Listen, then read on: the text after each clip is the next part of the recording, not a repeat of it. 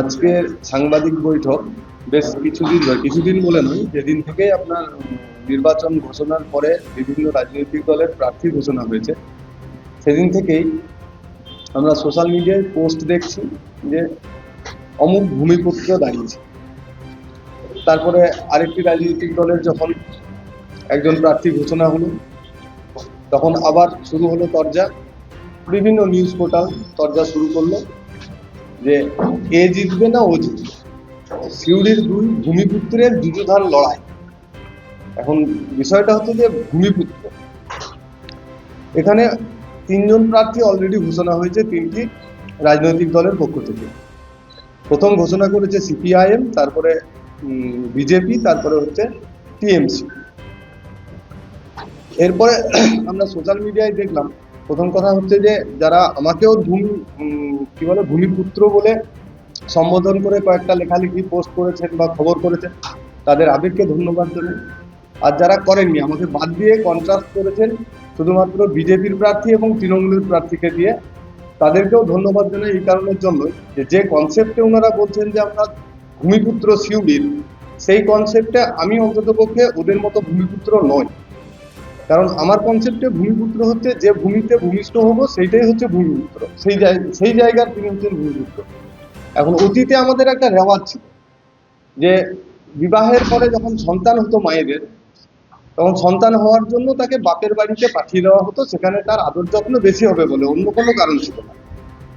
তাহলে এখন দেখা যাচ্ছে যে যারা ভূমিপুত্র বলে দাবি করছে, এমন হতেই পারে যে তারা হয়তো তাদের মামার বাড়িতে ভূমিষ্ঠ হয়েছেন, এবং সেটা সিউড়ির মধ্যে নাও হতে পারে, কোনো গ্রামে হতে পারে, কোনো গঞ্জে হতে পারে।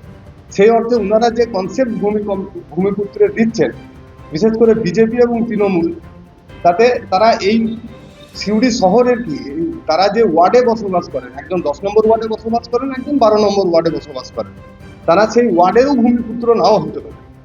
আর সিউড়ির ভূমিপুত্র মানে সিউড়ি বিধানসভায় তিনি কন্টেস্ট করছেন।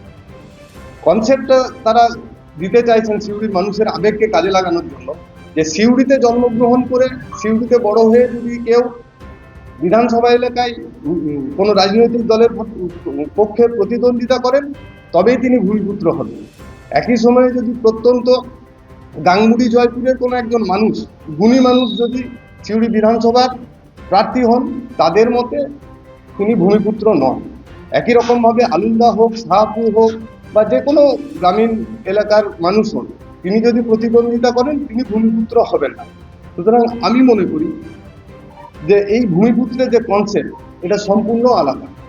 যদি ওনারা দাবিও করে থাকেন যে আমরা ভূমিপুত্র, ভূমিপুত্র মানে কি, বিজেপির যিনি প্রার্থী হয়েছেন তার এখানে পড়াশুনোর পরে তিনি নিজের কেরিয়ার তৈরি করার জন্য বড় চাকরি করেছেন, কোটি কোটি টাকা রোজগার করেছেন। রোজগার করার পরে বিজেপির যখন হাওয়া তৈরি হলো 21 সালে, সেই বিজেপির হাওয়াতে দুলতে আবেগকে কাজে লাগানোর জন্য সিউড়িতে এসে উনি উপস্থিত হলেন, দিয়ে নিজেকে ভূমিপুত্র জাহির করতে লাগলেন। আরেকজন সিউড়িতে জন্মগ্রহণ করেছেন 10 নম্বর ওয়ার্ডে, তৃণমূলের যিনি প্রার্থী, সেই প্রার্থীর ইতিহাস কি, তিনি একটা জায়গায় বড় হলেন, সেই জায়গা থেকে উঠে কোনো রকমে কাউন্সিলর হলেন। কাউন্সিলর হওয়ার পরে তার যে ওই সময়ের গুরু, যিনি এখন বিজেপির কর্ণধারে সিউড়ি শহরের বাবন দাস, সেই গুরুর কাছে চুরিবিদ্যা শিখে, সেই চুরিবিদ্যা দিয়ে এখন টাকার পাহাড় করে, সেই টাকার পাহাড়ের উপরে দাঁড়িয়ে তিনি দাবি করছেন যে আমি ভূমিপুত্র। এই ধরনের ভূমিপুত্র যদি কনসেপ্ট হয়, তাহলে এইরকম ভূমিপুত্র আমি নই। আমাকে ভূমিপুত্র বলে সম্বোধন করে কোনো পোস্ট বা খবর যেন না করা হয় এই চ্যানেলগুলোতে। এই আবেদনের জন্য বিশেষ করে এখানে ডাকা। দ্য সহজ পাঠ, সহজ কথা, সঠিক তথ্য।